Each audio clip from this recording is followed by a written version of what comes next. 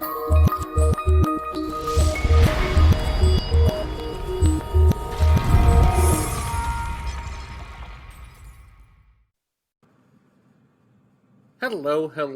Today's math lesson we're going to look at probability, and we're going to solve compound probability questions using tree diagrams. So let's look at our first example. We have a probability experiment involves flipping a coin and spinning the spinner shown. The spinner is equally likely to land on each color. Complete a tree diagram to help find the probabilities. All right, so first thing we're doing is we're going to flip a coin. Well, there's only two different outcomes possible. We either have heads or we have tails. So we're going to draw our tree diagram, starting with head and tail. Then after we do the flipping of the coin, then we spin the spinner. Well, we have three colors on our spinner. We have yellow, green, red, and blue. So the first thing that could happen is we could get heads, and then we could get each of those colors. So we're going to break down our diagram to have red, blue, yellow, and green. Then we also have the same thing that could happen if we have tails. We could get tails on the coin, and then we could get each of those four different colors. We could get red, blue, yellow, green again. So this is called a tree diagram. Then what we want to do is take our tree diagram and list the sample space. So the sample space is a list that includes all of our possible outcomes. So our first possible outcome, we could have head and then get red on the spinner. Then we could have head and get blue on the spinner. Then we can get heads on the coin, yellow on the spinner, so HY for heads yellow, and head, then green on the spinner would be heads green. Then our other possibilities for our sample space are that we got tails on the coin and red on the spinner, so tails red. Then we have tails and blue, tails in yellow, and tails in green. So that gives us our 1, 2, 3, 4, 5, 6, 7, or 8 different possibilities that could come out if we flipped a coin and then spin this particular spinner with 4 sections equally as likely to land on each section. So once we have this sample space, it's really easy now to answer questions that involve probability of this situation. So let's look at some of those questions and what they might be.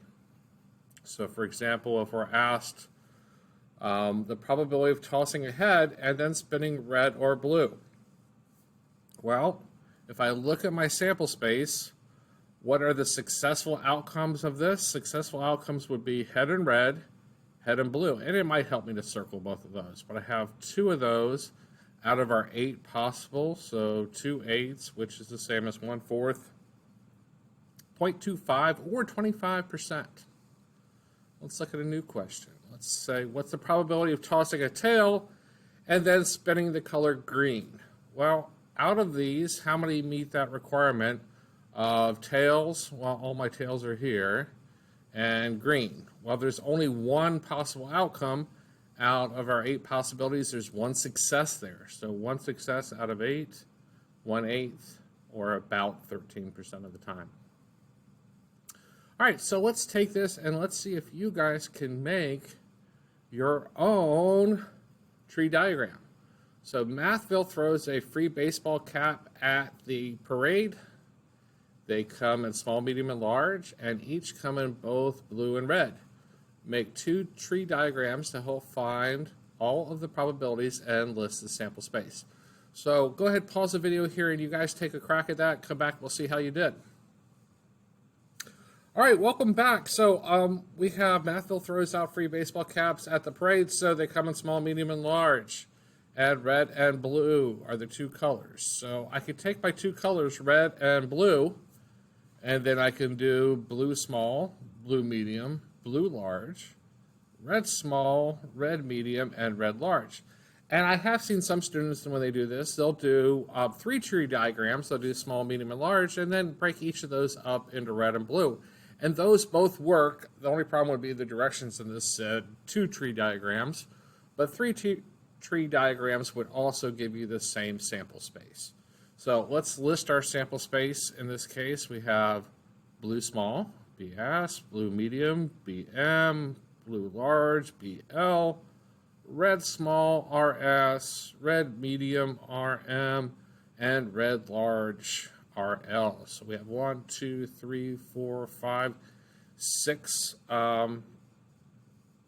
possibilities for our sample space. Then we can answer some questions that involve the probabilities. So let's look at some questions that we might be asked. All different kinds of questions we could be asked, but let's look at a couple. So first we're asked for the probability of red. Well, how many of these possibilities have red as a success? Red small, red medium, red large, 3 out of 6, which is half of them, 50%, 0.5. And you guys should know the fractions and decimals that are equivalent. You guys are used to converting from fractions to decimals to percents. But as a probability, we normally see this as a fraction. We're looking for a number between 0 and 1 for probability.